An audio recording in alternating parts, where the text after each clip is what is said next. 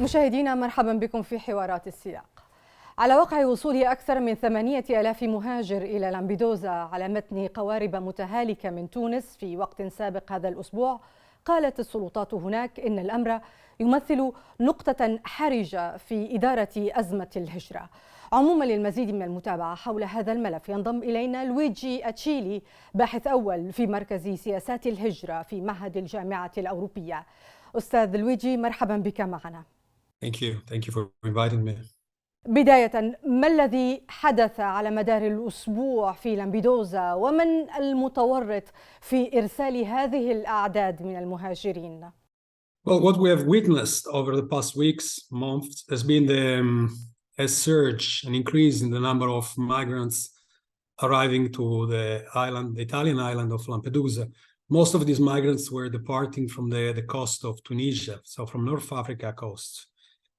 Now, this has led to quite a shock across the public opinion because the number has tripled compared to the numbers of the previous year during the same length of time. Who is responsible? Well, that is a good question. I mean, the immediate answer would be human smugglers, which is important to distinguish them from human traffickers. These are two different types of criminal phenomena. So migrant smugglers are those reportedly responsible for the sending and the shipping of thousands of migrants across the Mediterranean toward southern European coast. هناك من يقول إن هؤلاء المهاجرين لم يدفعوا ثمن رحلتهم. ما مدى صحة ذلك وما الذي يعنيه؟ So they are not paying the cost of the journey in its entirety because they don't have the money to afford it. And this is actually can be actually quite dangerous because it increases the dangers that migrants faced vis-a-vis these criminal networks. Now, if you don't pay the cost of the journey, in some cases, then depending on the type of migrant smuggling group that is giving you the services, well, you can either borrow some money and then give it to them later on, or otherwise you have to sell yourself or in order to pay the cost of the smuggling services. In other words, you eventually ended up into cycles of debts. So sometimes and this leads to the overlapping of human smuggling with human trafficking. So sometimes, just to make you very quick, distinguish human smuggling, the migrant pays the service. In human trafficking, the migrant is the service, is the merchandise that is sold for different reasons, for sex trafficking, for sex reasons, for labor, and different reasons. Now, migrant smuggling sometimes may end up, even though it's different from human trafficking, may end up becoming human trafficking. This happens when the migrants cannot afford the full cost of the ticket. Not always, but sometimes this happens. باعتبار هذه المعطيات، هل بات اتفاق الهجرة مع تونس حبرا على ورق؟ That is a very good question. I would say yes. In the beginning of our interview, I say that smugglers are the ostensible responsible of what is going on right now. But it's true to be told, the ultimate responsible are the European governments, including the Italian government.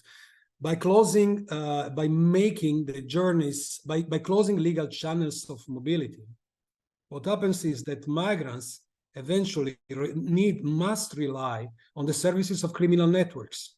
And this has led to this increase in irregular crossing across the Mediterranean. Now, why the agreement between Libya and Italy is not working out? In principle, should work out, yes. But why is not working out? It's not working out there are different reasons. One may be the worsening of the socioeconomic conditions in Tunisia. And this as the socioeconomic condition of Tunisia have worsened, then the government of Tunisia has neither the capacity nor the interest in keeping migrants in its territory.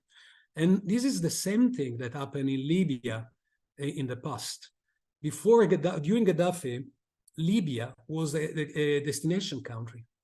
But then because there was a civil war and many other the political turmoil in North Africa, then Libya has become not a destination country, but a transit country.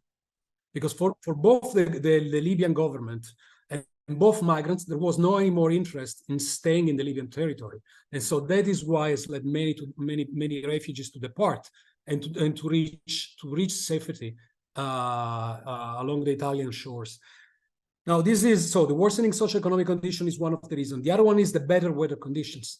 Now, since the beginning of the year, we have witnessed an improvement in weather condition, and this has led to the ideal weather for crossing the Mediterranean. Now, it's normal, because this is something that happens often with higher than expected temperature and calm winds blowing in the right direction. These often lead to an increase of irregular crossing across the Mediterranean.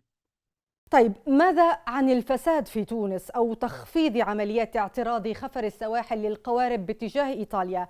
ألا يمثل ذلك تفسيرا أيضا لما حدث؟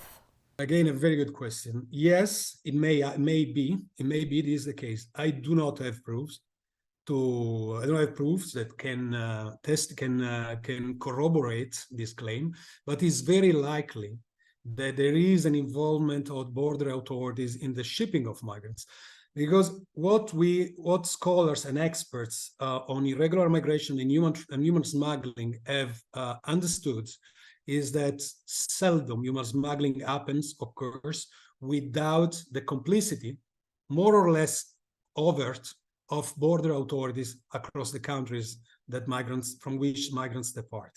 So it's very likely this happened. Another reason is, by the way, also that the Tunisian government has cracked down on sub-Saharan migrants, which constitute the bulk of migrants departing from Tunisia. And this is precise, and this is also due to the implementation of, this is linked to European migration agenda in North Africa. هل يمكن للخطة الأوروبية التي عرضتها فوندرلاين أن تساعد إيطاليا على حل هذه الأزمة؟ Yeah, I think it's a good step forward, but we should also consider this is not really an emergency. It's not really a crisis. I mean, what we are reading everywhere is that Italy is facing an unprecedented crisis emergency due to this surge in the arrival of migrants. But true to be told, things are not that are slightly different. So it's true, Italy faces more sea arrivals, but other countries are dealing with higher overall migration rates. So, for example, now, as a matter of fact, many refugees that reach Italian shores, they don't stay in Italy. They actually continue their journeys toward other countries where there are more favorable labor market conditions, such as Central and Northern European countries. So just to give you an idea, in 2022, and this is likely to happen the same right now in 2023, countries like Germany, France, and Austria have received more asylum applications than frontline member states like Italy. باعتقادك، هل أعادت أزمة لامبيدوزا فتح الجدل بشأن تقاسم المسؤوليات بين دول الاتحاد الأوروبي؟ I think the sharing of responsibility, this would be ideal. I don't think eventually will work out, because this is exactly as you pointed out, European member states have clearly shown their reticence in finding a common agreement on the asylum system, on the number of quotas that each country should receive in terms of migrants, refugees. And this is because, I mean, the idea of Europe has somehow been overshadowed by the idea of solidarity, and has somehow been overshadowed by national interest, and and the fear that we are facing an unprecedented number of arrivals, which is not true, as I say. Now, what Europe has found, the supposedly silver bullet that Europe has found to deal with the sea arrivals, has been not an agreement on the not an agreement on the quota, and neither an agreement on the reform of the Dublin agreement. So what they have found, the solution that they have found has been the externalization of asylum responsibilities to third countries, such as Tunisia, for example, or Libya, or Turkey. So in other words, the idea is that if you keep migrants outside Europe, then there is no any need to agree on a fair quota to be shared across European member states, because the number of migrants arriving in Europe would be negligible, or I mean, very little migrants will arrive. This has been in the idea of policymakers the silver bullet to deal with irregular migration. Well, as is clear and plain to everybody to see, this is not working out. مفهوم، ولكن هذا أيضا لم يثمر وجاء بنتائج عكسية. ما الحلول المتوفرة لدى الأوروبيين للتعامل مع الموجة الجديدة من المهاجرين؟ Yeah, well, as they are dealing with the so-called crisis emergency, well, this is a shameless for Europe, because it shows the incapacity of Europe to find a common agreement on a common problem, on a common issue. Not to mention that we should also stop framing in migrants as an issue and as a problem. Migrants can be a great asset for Europe. We should consider that the European population is shrinking, and we are in great need of manpower. Now, migrants, they may be this source of manpower. Having them coming through irregular channels is a very bad idea, because what we are doing is not reaching Europe, but is reaching criminal organizations that they are basically they are profiting on migrants. Instead, if we would open, and this would be the solution, legal channels of mobility, well, what we would see would be a decrease in the number of irregular migrants, an increase in the likelihoods of European member states to control the migrants and the people crossing through Europe.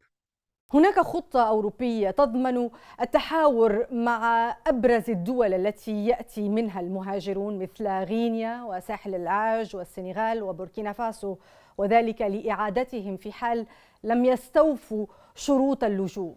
كيف سيتم ذلك؟ وهل هذا عملي أساساً؟ No, I don't think it's doable. Neither I think it's doable, nor I think it's sound. It's not doable because, exactly as you pointed out, this would lead to a spiraling of financial costs. I mean, paying the ticket of all those people coming back, well, forcing them, because this is, after all, let's call it with the real terms, this is not voluntary return, this would be forced return, deportation. Well, paying the cost of this deportation has been already shown to be very outstandingly high.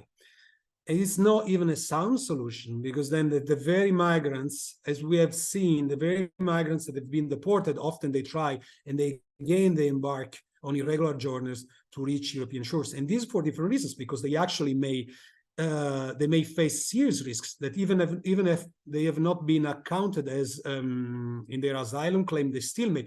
I mean, fleeing economic and poverty is still a serious risk, even though these people may not count as bona fide refugees. They may have very good reasons for leaving, and so this means that sending them back, forcing them back to their countries, will lead them most likely to witness the same cycle again. With the difference, migrants will be even more impoverished, because the little money that they had and they spent to pay the smuggling services, now they won't even have that, and they will have to enter cycles of debt. And this, as we have seen, that will lead to the blurring of migrant smuggling with human trafficking, and will empower even further criminal organizations. بعد تعليق ألمانيا استقبالها الطوعي لطالبي اللجوء والموقف المتشدد الفرنسي ورفض دول أخرى مسألة الكوتا لتقاسم عبء المهاجرين، هل سيؤدي هذا إلى أزمة في العلاقات بين الأوروبيين؟ Yeah, this is a very good observation. As a matter of fact, we are already seeing this crisis. And this incapacity of agreeing on a number of fair quota to be shared among member states is a clear facet of this crisis. Think about also, as we speak, I mean, this already occurred over the past years. As we speak, the Schengen area was suspended. The the free Schengen area was suspended and border control were introduced across between Italy and Austria, for example, or between Italy and France. So this is a clear example of how this so-called migrant crisis, has already impacted the relationship between European member states in a negative way. أذكرك أن ميلوني عندما جاءت للسلطة أهم عناوين حملتها كان 0 لاجئين. الآن الواقع غير ذلك تماما. ما أوراق الحكومة الإيطالية للتعامل مع الوضع؟ Well, I mean, what Italy is now, the Meloni government is a very good example of what Europe at large is doing. As I said, I mean, Europe is dealing with migration by externalizing asylum responsibilities to third countries, is not agreeing. So what Meloni government is doing is exactly what Europe has done. So when Europe actually criticizes, when the European Union and other countries criticize Meloni governments for what it's doing, which fair enough, I agree with them. I mean, what I found ironic is that what they are doing is exactly the same. I mean, the agreement with Libya that has been struck by Meloni was already done or is already been implemented with the collaboration of the European Union, and the same goes with agreement between Spain and Morocco and other countries, or with European Union and Turkey. So I mean, I found ironic that the European Union is actually criticizing what the government, what Meloni's government is doing, since pretty much is doing the same. And what is doing is not good, is not a solution, even though it's a presented solution. As I said, the solution would be, there is no a silver bullet, of course, but what would really contribute to the solving of this problem would be not incrementing security-based policy, but on the other hand, facilitating the transition, the moving of migrants and asylum seekers, which constitute a large part of these people that are trying, they're trying their luck across the Mediterranean. أستاذ لويجي أتشيلي، شكرا جزيلا لك للمشاركة معنا في حوارات السياق. Thank you very much. مشاهدينا، شكرا على طيب المتابعة. إلى الملتقى.